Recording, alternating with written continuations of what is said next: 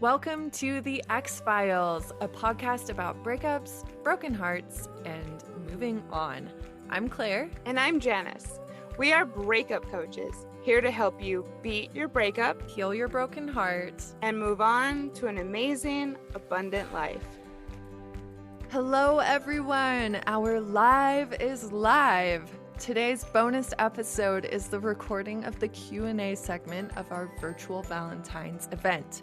I've been looking forward to sharing this recording with everyone because I think we all have so much to learn from each other. And I hope you enjoy hearing that whatever your questions are, you're likely not alone. During this episode, we explore why the apps aren't leading to more than a couple dates of that, how the best way to break up with someone is, especially if they're struggling with their mental health. If you can break things off over text message, how to find emotional support, especially as a man when your ex was the person who you went to when you were sharing your feelings. What the difference is between actually processing or using personal development to bypass your grief. How to know you're dating for the right reasons, not just because you're lonely. And finally, how to cope and heal when you love your ex, but it's just not a compatible match. So, thank you to everyone who asked a question live. Janice and I had so much fun doing this, and we hope that you enjoy the live recording. Yeah, Camille, take it away. So I just joined a bunch of dating apps, probably, late December or early December, actually. And so I've been on it a few months on it. I used to be very kind of anti-dating app. Now I'm getting more into it. I am, going to be moving into the city where I'm at a little bit soon, but I still want to kind of get out there. So I've been going on a lot of dates with guys, a lot of which have only lasted 2 dates. Some guys that I hang out with and ghost me. And then some dates where I talk with guys for weeks on end and I never go out with them. So I guess how to handle not getting discouraged by that. And I guess just, when you start the pool starts slimming, when you're starting to see less guys on there that you like, how do you how do you feel? Like there's somebody out there? So. Yeah. Janice, do you want to take it away or I can jump in too? So two things stand out to me and then I'll go to you. First of all, you said something about you might be moving. Yeah. Okay. Yeah. And what is the plan for that? Because I'm wondering if just right off the bat, you're just not really energetically in that space and in a place where you can really welcome someone in for more than 2 dates. So I'm in the suburbs right now and I'm living at home with my mom. So, I mean, I'm 24 and, I'm at that point where I've been single for a year and a few months and it's like, I'm ready to date again. And, I don't have figured out exactly when I'm going to be moving, but I don't mind starting something before I move. Like I'm excited to. I love going into the city, it's, and I vibe with all these guys that I've been seeing, but, they just don't work. Do they know that you're planning to move? Yeah, I've always made sure. I mean, for a while I wasn't sure, but I just got my new job. So it's for sure set in stone and I've talked to people. So they know. It's not like a huge move though. You're going from the suburbs outside the city to the city that you're close with. So you're not going to be moving hours and hours away. I think that was what we were trying to get to. But you had a second point, yes. Janice. I want to let you finish. And then my second point was, or the thing that stood out to me was that you said that you talked to someone for weeks and weeks and then they don't ask you out. Have you ever thought about maybe setting some type of guideline or boundary around how long that you will chat with someone before? I mean, it kind of sounds bad, but I kind of enjoy talking to somebody, even if it's not going to go anywhere, I guess. I mean, I've enjoyed the company. I mean, and I guess if they decide one day to ask me out, then I might hit that up. But I have kind of put people in the past a little bit. There is one dude I'm still talking to that, I've been talking to since New Year's and I still haven't met him. And I kind of lost hope to meet him, but he is just good company to talk to. So Yeah. So, like, that's the thing is there are people on the dating apps who just want someone to talk to, or, you know, for whatever reason, taking the step to like meet in person isn't something they're pursuing right now or with you or whatever. And, you know, the same sort of like good company that you're getting from it could be a reason why someone else is like, this is good and this level of interaction works for me. And you know, that can go for both men and women. Like it doesn't really matter. But you know, that is something to be aware of, is that there are people on the apps who are just, you know, going for an ego boost or just like someone to talk to, but like for whatever reason meeting up is not like on their to-do list right now. And then another thing is that with when you do notice you're having those conversations that are kind of stretching on, I think in one of our recent episodes, Janice and I came up with kind of a rule of thumb that if you live, you know, within a couple hours of each other, you should meet up within a week. And if you're, you know, trying to do long distance and it's, you know, it's going to be a little bit of a stretch to go meet them, do that within a month. And that way, you know, you're you're not investing too much emotionally in someone who you're not going to meet up with. It sounds like you're, you know, you're kind of laissez-faire with the whole meeting up thing, and it's not like bothering you super much. What is But see, that I push sentence? back because you say that you're getting discouraged, but then you Okay. don't have really any guideline around whether or not you actually meet someone. And this is also, you know, a matter of what you're putting into the process. And so if you really don't even care, then I would say you might want to think about that a little bit more. And also, I wanted to mention that if you have gone on a number of dates since December and none of them have turned into more than 2 or 3, then you know what? You really don't have anything to, I mean, that's not really that much time. I mean, what would you have thought, that you would already be living with someone? Like, it's not that long of a time. gosh. I want to promise you it's not. yeah. The fact that Yeah. you're going on dates and, you know, seeing people a couple times and it's not working out. It's only been a month and a half? Yeah. Yeah. Yeah. And also, like, we don't want to click with everyone. Could you imagine if you walk down the street and 80% of the people you're like, yeah, I could spend my life with them? That would be terrible. It'd be a whole different other problem. So like you're on the apps, you're meeting people. Like I like to think of it as like, okay, I'm aiming this month to go on 4 dates with 4 people that I never want to see again. That's my goal, because that's 4 I like people that. that I know I don't want to be with. And kind of just shift the perspective from that. Like each time you meet someone who you're like, sure, they're nice, but I don't think we have it, that means you're like one person closer. Yeah. You've just met one more person in the world that you don't jive with, and that's actually a really good thing. We said in the dating app mindset episode that 2 of the important things about dating on the apps are 1, willingness to put in time, and 2, willingness to try new things. And so I would say maybe revisit those 2 things. And I mean, I don't think we will be able to do it now, but you might want to also reevaluate your profile and take a look at that. We can send you resources. Oh yeah. So does that pretty much cover it for you, Camille? Like, do you have any follow-up questions? Yeah. I mean, most of the guys that I'm running into, you know, it starts out really like genuine and then it turns in kind of like hookup ish. And I get that on some apps, I'm going to find that. But like, I guess, you know, like I'm on Hinge and Bumble right now. And so when I you know, see people on Hinge too, that, you know, I don't know, it's just a little bit like, whoa, okay, you know, and then I never hear from them Yeah. either. So After the hookup? well, yeah, one guy ghosted me after a hookup, and I was like, really, that's not cool.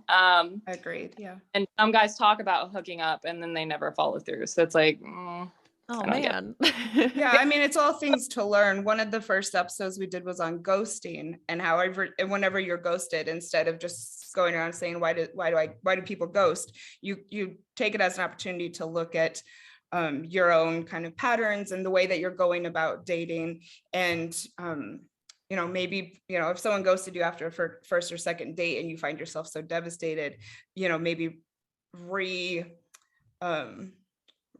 shifting how much attachment you're putting into things so early on, for instance. Yeah. And I think also there's a lot of ways to kind of flirty and no pressure-y set expectations in those initial conversations and be like, just FYI, if we're talking and you're interested, like I'm gonna write you off if you don't ask me out in a week. Yeah, then Like, do it, Camille. I'm gonna assume you're not interested. So just so you know, make your move in 1 week, like winky face or whatever. I think there's a way to put it in a funny, no pressure way, and then the expectations are very much there. Yeah, awesome. Well, thank you so much for asking the first question. Yeah. We've had a question come in through the chat. And so I just want to give everyone the opportunity to put up your hand or let us know if you want to ask the next one.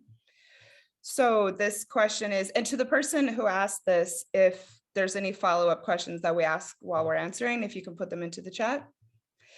What is the best way to break up with someone? Especially if you know a person has a fragile emotional state. So I love this because when people hear that I'm a breakup coach, everyone wants to know if I help people break up.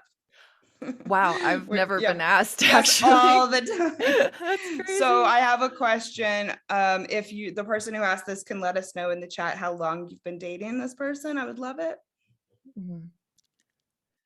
Yeah, and there's, there's intensity and then there's length of time. So, these aren't good oh, point. you have to have had this many months to go into our second tier breakup plan, So the person has been dating this other person for 3 months.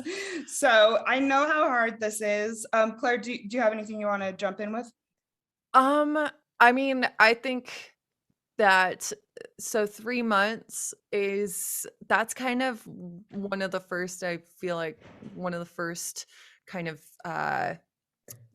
road markings. Yeah. I'm searching for the word, but it's not coming. But you get what I mean. Signpost or something. It's kind of when life starts to come back into perspective. You're no longer like, I don't need to eat or sleep, like I just want to see this person and I don't care. It's like, okay, actually let's get back to reality a little bit. So I feel like 3 months is a very common time to kind of make the decision, you know what, I've gotten to know this person and I don't think it's going to work out. The thing is that especially if someone is like emotionally like fragile and you're really worried about like hurting them, is that you do have a responsibility to be kind, but you don't have a responsibility to like shepherd their mental health after the breakup. And I think we hear about it a lot with people who say, they don't have anyone else in their lives to support them. Like I'm the only person they talk to. And if I know that there's no way, for all of the months and months ahead of those 3 months that they didn't have anyone else. And that, this may be a really hard time for them. We all know how hard a breakup is, but it's also like giving them the chance to like make resources for themselves and actually build their own support network, especially if they don't feel they have it yet. It is kind of throwing someone in the deep end, but they're an adult. And you do have to trust that they have the capability to take care of themselves, especially if you've only known them for 3 months. So that would just be what I would lead off with. But yeah, definitely you can be kind, you can be gentle, you can try to manage it as best you can. But I think in general, be kind, be gentle, but then cut things firmly. Don't try to be emotionally supporting them after the breakup. Like, let them find their own lifeboat. So I would also encourage you to ask yourself if, how much of an excuse you're using that, because breakups are hard, especially after 3 months of seeing someone. It might be really difficult, and so I just want to make sure that you don't kind of tell yourself this narrative about what it's going to be like in order to avoid the inevitable. And it is inevitable. If you're feeling this way after 3 months, you could really prolong things for a long time. I've seen it, because of wanting to avoid either hurting the person or ripping off the Band-Aid. yeah. So I'd really encourage you to look at that.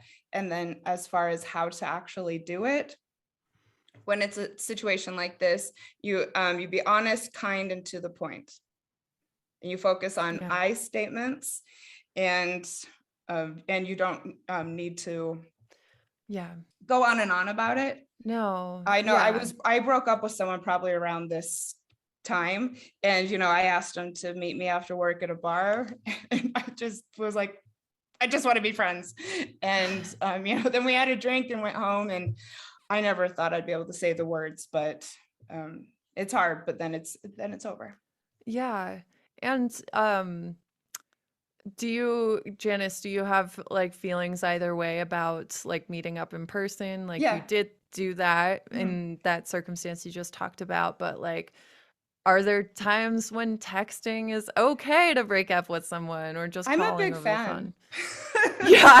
I don't think all the time, obviously, if Yeah. you were together for longer than Mhm. this, it's the reasonable and I guess decent thing to do. But, Mhm. it's also really, really hard. A lot of us don't have the communication or the experience skills to have these types of discussions. And so I think Mhm. if you can appropriately, you need to do it is the thing. So is, Yeah. the fact that you need to do it, or that you want to do it in person because you think it's the right thing, going to hold you back and keep you in the relationship? If you find yourself that paralyzed with the idea of doing this, then I do think an email or text. I wouldn't say always rely on that, but the fact of the matter is you both need to go your separate ways at this point. And so Mhm. I think it could be like a plan B is what I'm saying. Yeah. Mhm. Yeah. I think that in some circumstances, especially if you've been on again, off again, maybe the text is gonna work better Yeah, because yeah. you're not like confronted with like all the energy of the other person who's maybe trying to convince you not to, and all of these things. And so, knowing yourself and also being gentle with the fact that we can't always like do things in the textbook perfect way that we're supposed to be a good person. Yeah, that's a good point. Yes. Yeah. And also it doesn't have to be text. You could do an email, I suppose. Yeah. I really, really hope that helps. And we wish you so much luck with this. Don't let anyone ever tell you that these things are easy. That's obviously not true. Yeah. So I would invite anyone who wants to ask another question to either put it in the chat or to raise your hand and you can ask it out loud. We do have a question that was sent in. Right. So I'm going to read it. And then if anyone has something pop up, just do as I've said. Yeah, So just this raise your little question. hand icon. Yep. Sorry. Oh, yes, that's a good point. Thank you so much, Claire. It's in the Yeah. reactions tab if you want to raise your hand to ask out loud. There you go. Awesome. So this question, a year after my breakup, I am doing great. Yay. Though I do have moments of missing them. After some internalizing, I realized it wasn't about them, but loneliness coming from missing the relief of being honest, open, and vulnerable with a person. What is your advice on dealing with this lack of vulnerability in men? Men tend to act differently toward their partners compared to friends. It's an outlet that I find myself missing now that I'm single. What a vulnerable, beautiful question. Thank you so Yeah. much to the person who sent it in. A really good self-awareness Yeah. as well. Yeah. Yes. And I definitely agree that, we don't give men, enough space for these things. But there is space and Yeah. it's growing all of the time. So I think I have a number of things. I was thinking about this earlier today. First of all, if you are seeing this as how men and women in your community interact, can you nourish any of the relationships that you have with females, friendships, platonic? I don't know if that's accessible to you, but that might be something to consider. I would also say, nothing comes to mind off the top of my head, but there are lots of online communities and online spaces that are supporting healthy masculinity. And that might be a place for you to at least have as an outlet to see what other men are doing. Yeah. And so you might want to research that. If anyone has a lead, I would love you to let us know. But I know a lot of very conscious, very healthy men, even in my date coach community. And I know that they are definitely out there. I'd also say, when you start dating again, to keep this in mind, that you're going to be looking for someone who you have this type of connection with, and see how you mesh as far as having conversations when you start dating again, and how easy that is between you and the person. And so Claire, do you want to jump in? Because I have a couple more things. Oh my God, no, keep going. Okay. Keep going. So I'd also say I would be really curious to know if you have anyone who you are related to, who you might nourish a relationship with, and who you might be able to speak more freely with. And then I would also say, in general, this sounds like you are looking to connect with more people. Yeah. And so I'm not sure what the COVID situation is where you are, but I would say, how can you get out there and start just generally connecting with people outside your social circle? I know for me, sometimes when I'm hanging out or talking with the same people all the time, I find myself being less intimate with them. I don't know why exactly. I find that I'm not as vulnerable perhaps with the people I see every day, maybe. And so you might, want to think about expanding your circle a little bit. Yeah, because sometimes we can just get in a rut with how we interact with someone, especially if we've known them for a while. It's like, no, this is the dynamic. We just play it out. And if you're feeling that lack where, you have kind of surface level or, segmented relationships where it's like, we only do these things, and then I have my intimate partner is the one who handles all the like emotional stuff that I just can't talk about with anyone else. Like, it is, I think, more difficult to change an established dynamic. I don't think it's impossible, and it might be something where you test the waters and see what the reaction is, because maybe your friends are feeling the same pressure as well. Like, I don't think that you're the only person who's ever had this realization. And taking that step for the group of your friends and yourself, where you're like, all right, I'm gonna be just a little bit vulnerable and see how they act. And maybe they blow you off, and then but maybe they're like, it turns out that you can add this whole nother dynamic to your existing relationship. But with Janice's point, like getting out there and finding communities that are like maybe more progressive in this area, in like male friendships and support and like emotional communication, and like entering a space where that's already something that those people are working on, that can really help. And so, I know it's intimidating, but like, maybe, see what the yoga studio in your area is doing. Maybe they have men's groups or something. That I think you can improve your chances by going somewhere, finding a space where that's already something that is being held in awareness, I guess.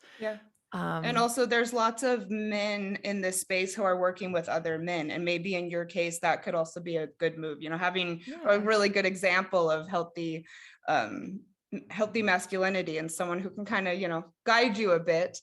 And I can, for the person who asked this, I can give you referrals if you want. And I wanted to go back to something Claire said about you might be able to shift things in your social circle. And I think a really easy way to be vulnerable with someone is just to express gratitude to them. Yeah. Oh my And you might gosh. want to, test the waters in that way. Yeah. Yeah. And it's definitely my friend group out here in Denver right now, uh very emotionally expressive men. So it's kind of like the end of the night at any get together, they're like, I love you, man. It's like Mhm. it's really cool to see. And so those spaces do exist, and they might be where you don't expect them to be, but they're definitely out there. But it does take a little bit of vulnerability of like putting yourself there and seeing what the reaction is, because yeah, it's one of those things where it follows where you go. And you might just be having beers and playing, and gaming with these friends, and you go and expand your network, and you find people you can connect with emotionally. Mhm. I hope that helps. Yeah, awesome. Would anyone like to answer or ask a question live? Or if also y- you all are like full humans with your own experience and like a lot of wisdom to share too. So if you're like, oh man, I think I have an answer for this, feel free to raise your hand and be like, I'd just like to say something in support of this. Looks like Renee, would you like to ask a question, or do you have like a follow-up to add? And then I have one, Claire. No, I Okay. asked something. All right. So there's you guys talk a lot about, well, Claire, I know you've talked about in the past, like having like blocked your feelings out and didn't process them. Yeah. And then, I mean, everybody basically in this line of work talks about personal growth and working on yourself. So like what I'm doing, I feel like, is when I'm working on myself, I'm also blocking out feelings maybe. And I'm Mhm. wondering what the difference is between like not processing your feelings and working on yourself. Because like Yeah. if I feel sad, I'll just like go to the gym or go outside or do whatever. Mhm. But like I'm trying to decide whether I'm actually processing or if I'm just avoiding. Mm. That's a good Yeah. question, girl. It is a great question. And I think it's really there's a lot of angles. We're gonna work through them. Okay. So I just want to highlight what you said about like I'll just go to the gym, go for a walk. Um I personally love our body's ability to process through movement. So even if you're not like running through what happened and trying to intellectualize connections with, oh, maybe this is a emotional pattern for me, you know, up here, still moving your body, um, even if you're not thinking about something, like you are the link between body and brain is just literally blows my mind. I'm currently in a somatic attachment therapy certificate program. And somatics is all about working with the body to heal trauma or to, progress in life and do kind of what we're doing in talk therapy sort of styles, but going from body to brain. And actually, like 80% of your communication pathways through nerve endings and everything actually goes from your body to your brain, and only 20% goes down to your body. So you can talk about something many, many times and still feel really stuck, and actually have a huge breakthrough by picking up running, or like finally, maybe you never stood up for yourself and you start taking a boxing class, and it helps you unlock that part of you. Or maybe you're stressed out all the time and you never give yourself a break. You start taking like yoga classes and actually like restoring your nervous system, and it gives you that click that you've been looking for in therapy by talking about it, and it wasn't working as well. So I don't think like especially physical activity, I don't think that's like avoiding or like bypassing your healing. I think that it all comes down to are you somewhere on the spectrum, right? So if you're only doing, I'm going to the gym, my schedule is booked out, I don't have a minute to myself to think about things, I just make sure my social calendar is booked, like I've built up my friend group again, like I'm doing all the things that I'm supposed to do, but you don't even give yourself time to like feel, and you rush to the next thing as soon as you feel like maybe you're going to feel something, that would be a clue that you might be trying to bypass things. But it also goes the other way. I don't think it's healthy for us to just only be in our feels all the time. Like, I think you have to you have to let yourself laugh. You have to have good experiences too in the post breakup in order to like keep moving forward. I don't think that healing happens in a vacuum, sitting in your room thinking about things. It has to be like a combination, you know? Yeah, that was great. I agree with Claire. Mostly, yes. Mostly? I think that was the only thing I would add, Claire and Renee, is just the importance of intention when it comes to using these distractions like exercise and boxing and running, as just, what is it that you want to process in the first place? And then what is your intention as far as doing these things go? And I think you're probably completely right, Claire. Even if you don't do that, you're going to have a great benefit from going running for sure. I mean, all we do is talk about walking almost on the X-Files sometimes. We're just because like, go for a walk. It's that powerful. But I think just per your question, to add a little bit of intention to it might help you. And then something that stood out to me that you said is your triggers. And so I would just say to make note of what those triggers are, what it does to you, how do you feel the triggers, how do you respond to the triggers, and then what does a little bit of time do with how you're triggered. Does that help? Yeah, for sure. Because I think like it's good, like because I do like living alone is another thing too. So if you didn't, it might be a bit more confusing. Like if you were just always with people and then you know, but like I do get a lot of time to myself to process stuff. So I guess I'm probably on the right track then. Yeah. I have a feeling you are. Yeah. You're amazing. Oh, and good luck as you continue to navigate this. I had a question come through. I've had several. So we aren't going to have time to do them all, unfortunately. But as we always say, these questions inform our episodes. And so, keep your eye on this space and we'll at least take note of all the questions we've gotten. Yeah. Another question. Can you speak to some of the nuances in dating for the right reasons as opposed to dating because you're feeling lonely? Yes, we can.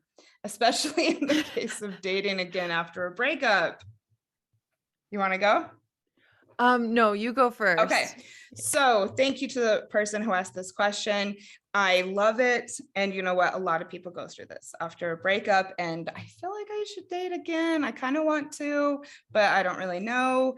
And we have lots of tips that we often use on X-Files when this question comes up. And so where to begin? So first of all, a couple things that immediately come to mind is that you've been single long enough to enjoy being single, like really enjoy being single. And then if you really feel like you're very solid in that regard, then you'll know that you're not dating to fill a void. You just will, because you're not.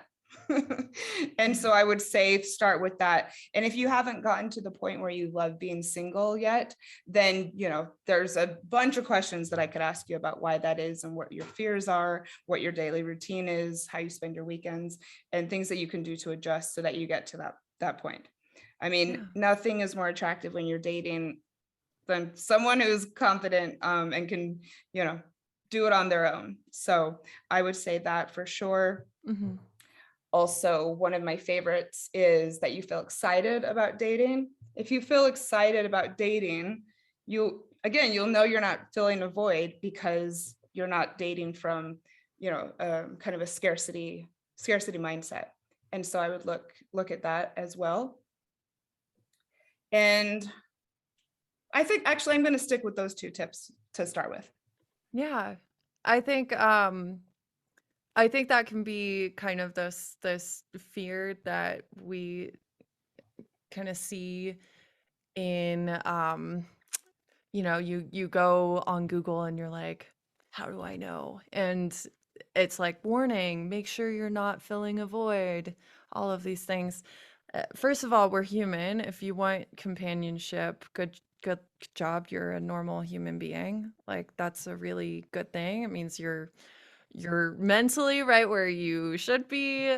We do like companionship. Like, we do like love. It's okay to want to find those things. I think it's when you feel like you're in a space where you don't know if you can make it, or you feel like rush to find anyone, literally anyone, to kind of like soothe that. And that's what can happen. Yeah, that's what can happen. And like, from personal experience, when I went on the dating apps, I was fully 100% doing it because I was like, let's kill the pain. I don't want to feel this anymore. Just went down a total binge on Bumble, and it was, like, I think on the surface level, I was excited. So, like, to Janice's point, like, I was excited to try dating apps. I hadn't done them before because it just hadn't, with the timing of everything, hadn't worked out. So I hadn't had the chance to try it. So I was kind of like, oh, this is exciting. But I think, when you're trying to decide whether you're ready or not, you can dip your toe in and decide that you actually weren't ready. And what I found is that I would go on dates and maybe it was interesting or fun on the dates, but afterwards I was just left feeling worse than before. And so I think, like, keeping an eye on what your energy is like afterwards. Like, you shouldn't be excited leading up to the date, feel okay during the date, and then be devastated afterwards because, you just feel lonely again. And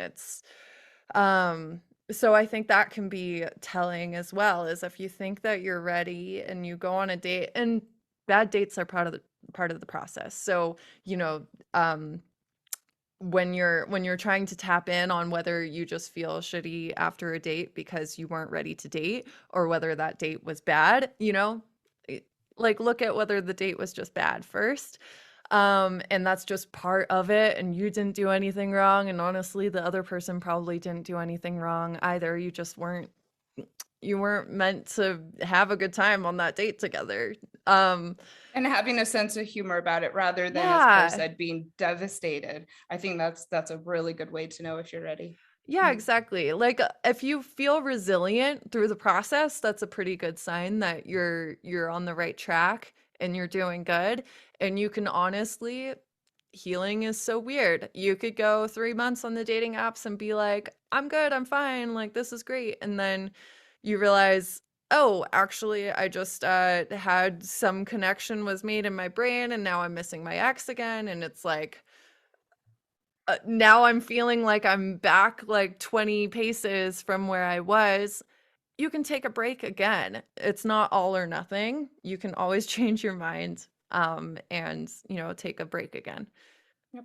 Yeah. And per the question, how do you know? I would really encourage you to sit down maybe with your journal and just say, why am I doing this? What am I hoping to get out of it? What type of person am I hoping to connect with? What type of relationship am I hoping to find?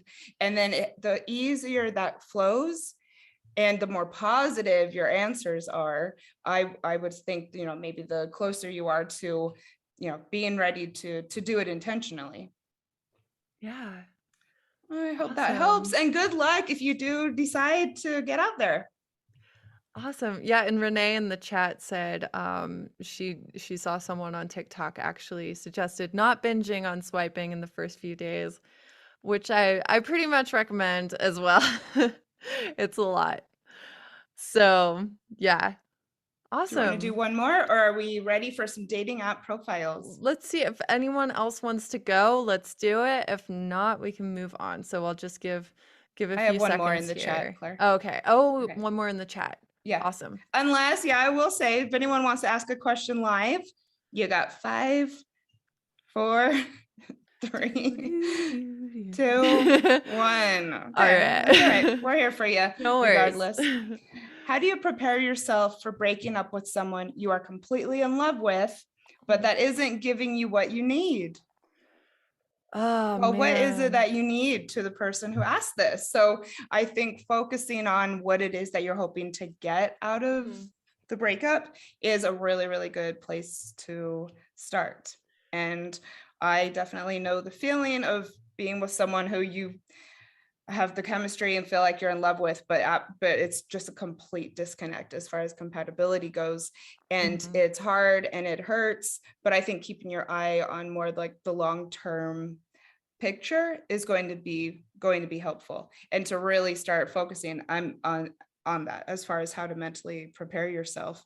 And I think this is actually a good example of when it really pays to have boundaries in a breakup, because if you've got this connection with this person and you're really nervous about how it's going to go, you might really want to think about how much contact you want with this person after, what you're willing to do to enforce that, why it would be possibly better for you to not, spend time together for a while, how you will address it if they want to stay in touch, and really thinking through these scenarios. Because in a situation like this, I could see maybe the lack of planning and mental preparation for how this is going to go down kind of getting in the way a bit. Yeah. I mean, I would like to know, or, think about this for yourself, like the things that you need that you're not getting. Oh, thank you. Bye. So the things Thanks, that Nisha. you're not getting, like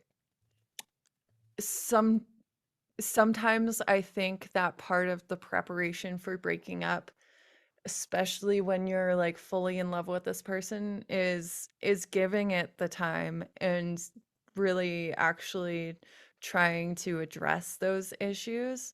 It's not saying that you haven't yet. I'm sure you have, but I just want to put that out there. There's a really good book, Nonviolent Communication, which I would highly recommend for a circumstance like this. It can be anywhere from a divorce to mediating, global conflicts.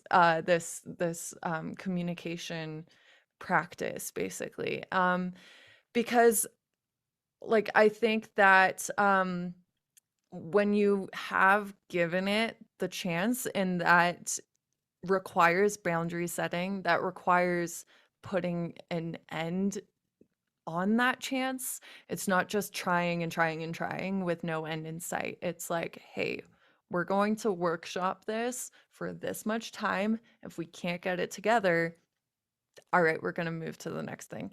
But yeah, I think that then when you are finally facing that breakup, you fully there was no other way. There's no question of like, well, maybe like now he says that he'll go to therapy, and it's like, well, you tried to get him to go to therapy for a month. You told him you need to book therapy and he didn't. And now that you're leaving, it's suddenly going to happen. No, like I think that's when you can kind of know. Whereas, speaking, I think from my own experience here, I fully don't believe that there was any other way for me and my ex-fiance to like move forward.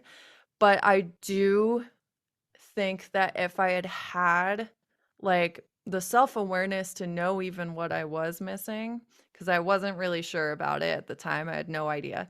I just knew something was missing. So that made it hard to work on. But if I had given like an extra month, I think that the healing process might have been easier for me because I had tried and I didn't have that like self-depreciating, like you just threw this away for nothing thing that I really dealt with at the time. So yeah, so I don't know. Sorry to be like all depressing for everyone, but sometimes it can help because then you're like, no, I'm fully behind my decision, Yeah. basically. And I mean, I completely agree. And at the same time, wanting to leave is as good of a reason It is, as yeah. any, for sure. I mean, there's definitely multiple angles that we can take with this question, Yeah. but sometimes our gut is the best authority in our life. And I think if you've decided that this isn't for you, to also try and really, really own that decision. Yeah. And it's completely valid. And I wish you luck. Yeah, exactly. Because, like the way the question was phrased, it made it seem like there was something that was not being done or not given or something was missing. But sometimes it can just be, we fall in love for reasons that we don't understand. Sometimes we fall out of love for reasons that we don't understand. Maybe their pheromones changed. I don't know. Like Could be. it's a legitimate reason. So yeah, true. Yeah. Well, thank you so much for all of the questions, everyone. Thank you for listening to X-Files, a podcast about breakups, broken hearts, and moving on. If you liked this episode, please help others find us by leaving a review on Apple Podcasts or by following the show on Spotify. And if you'd like to connect more with us and learn about breakup coaching, find us on Instagram at X-Files Podcast.